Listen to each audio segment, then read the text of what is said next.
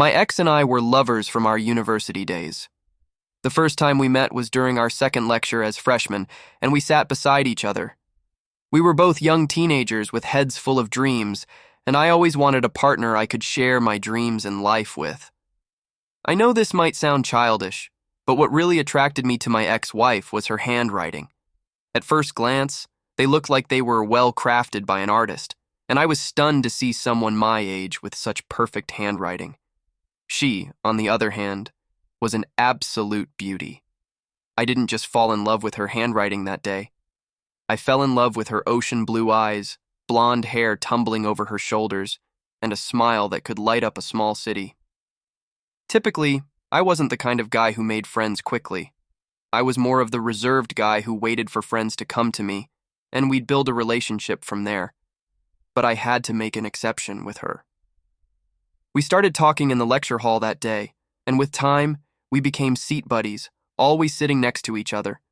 It was great to make a new friend in college, and we got along very well. Since we were both freshmen and didn't know our colleagues or have any friends, we decided to stick together until we became inseparable. My ex-wife and I became best friends, and we didn't start dating until our third year. The reason I delayed in asking her out was that we were so close, and I was afraid she would turn me down if I did. But I didn't know I was making a mistake because other guys were beginning to ask her out, and she would tell me about them. At that point, I could not hold it in anymore, and I figured it was better to be turned down than to shy away. So, I asked her out, and she said yes. As soon as she said yes, I asked her to move in with me, and she did. Our love story officially began. I loved her more than I loved myself. Even as a student who was only earning a little from my part-time job, I did everything to make her happy. We went to parties and concerts and had fun together.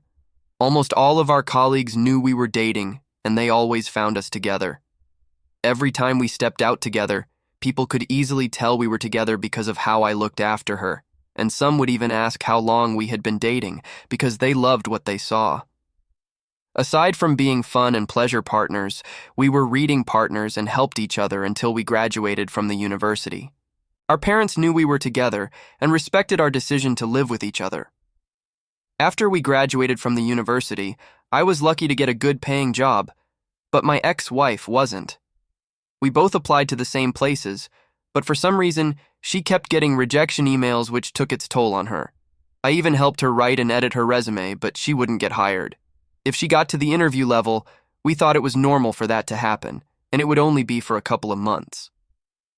So we went ahead and got married. The wedding was beautiful but small, and we had support from friends and family. After we got married, we moved out of the studio apartment we both lived in and rented a bigger 2-room apartment. I was the one who single-handedly paid rent and took care of all the bills and even groceries. I understood that she wasn't working then and didn't want to do one of those hourly menial jobs so she wouldn't get comfortable with it. Since we were not financially stable, we agreed to only have kids once we both had jobs that could sustain us and a child. Even with my new job, we still spent quality time with each other since the job allowed me to work 2 weeks on-site and 2 weeks remotely. Despite my responsibility at home, I didn't stop making her feel special. On my way back from work, I'd still stop to get her flowers, shop for her, buy her a piece of new jewelry or a bag, or even get her chocolates. I did all of that because I didn't want her to feel the impact of not having a job yet, and I also wanted her to know that I was happy doing all of the things I did, even though it meant I'd have nothing left to save at the end of the month. 1 year passed, and my ex-wife still did not get the kind of job she wanted, but she kept applying to different organizations. It was in the 11th month that she began to do the small menial jobs that didn't pay well, and she reluctantly agreed to do that after I had talked to her over and over. Even with her 1 month of working, I didn't let her contribute a penny to house bills. I preferred that she kept the money for herself so she could get whatever she wanted and be happy. We were always happy and doing things together at home. We cooked, had our bath, and even went for evening walks and roadside ice cream hunting together. Our bond grew stronger, but one day, I discovered something that broke my heart. That day, I was at home working, and she was doing the day shift at a fancy restaurant she worked for when she called me and asked me to help her find her physical resume so she could use it to apply for a job opening. As soon as she returned home, I confirmed the job opening to be accurate, and knowing how much our lives would change if she got a job at that organization, I left what I was doing and went to help her find her resume. She had instructed me that I would find it in the first document holder in a box she kept her documents in, but after going through all the pages in that document folder, I couldn't find her resume. Because of that, I had to take out all of the document holders and go through them one after the other. Immediately, I carried the third document holder to search for her resume. Small-size notes and cards fell out of it, and I was curious to find out what they were. I felt my chest tighten and my lower tummy churn by merely reading them. The small-sized notes and cards were exchanged between my ex-wife and one of our professors who she was really fond of back in the university. It turned out they had been having an affair for years, and no one knew about it. I didn't even suspect anything between them. I was very disappointed, and I really wanted to be that I was having a bad dream. I found it difficult to believe that my ex-wife was also doing the professor while we were together, and it made sense because I kept wondering why we were always treating infections when she was my only partner. Before I packed her document holders back into the box, I took some of the notes and cards and told her I couldn't find her resume. I knew she would be back home soon, so I asked her if I could edit and print a new resume for her before she returned home, and she agreed. She sent me her laptop password shortly after our call, and I used the opportunity to go through her social media accounts since she linked them to her laptop. I found the chance between her and our former professor on Instagram, and I was even more heartbroken. I was already boiling with anger, so I plotted my own revenge. I knew she trusted me and wouldn't bother going through the resume, so I edited it so she could fail her job interview.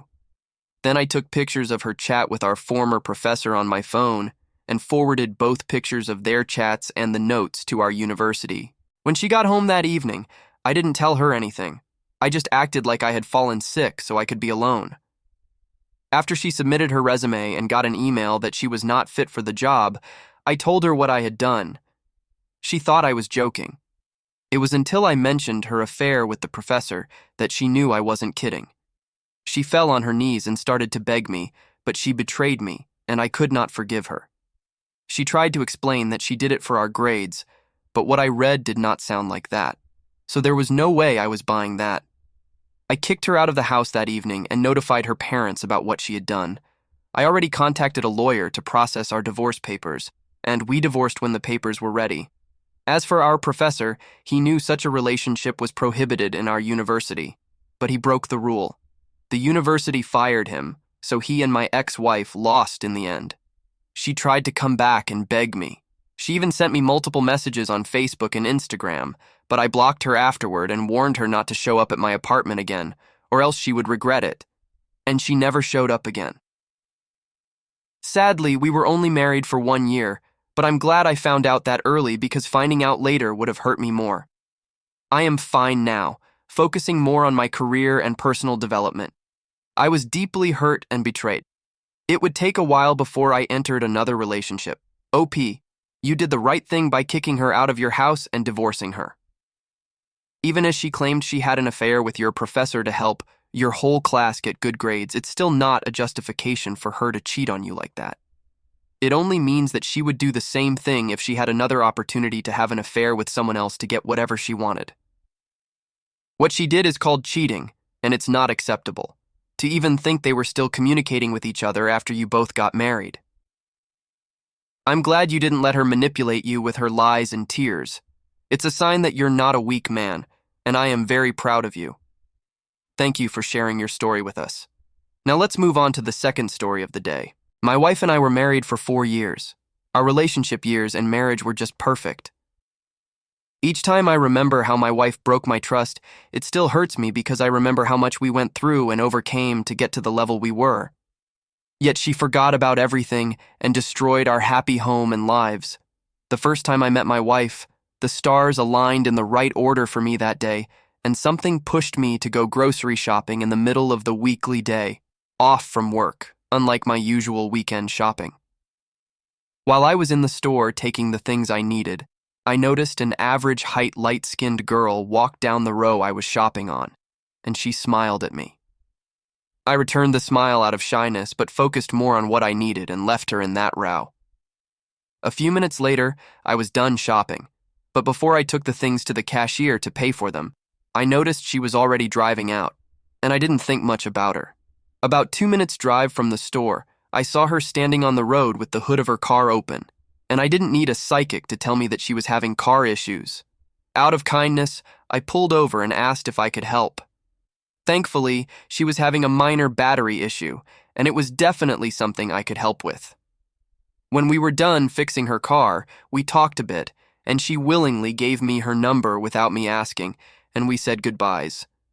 1 week passed, and I had forgotten about her and her number. It wasn't until the day I was looking for an old friend's contact that I saw her name saved. I remembered her instantly and felt terrible for not calling her after days. Without wasting time, I called her and introduced myself. Then we fixed a date.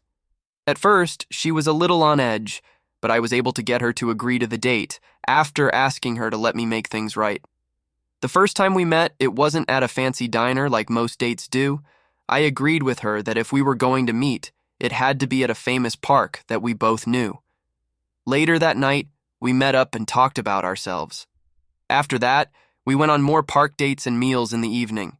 We were both fresh out of college and living with our parents when we met.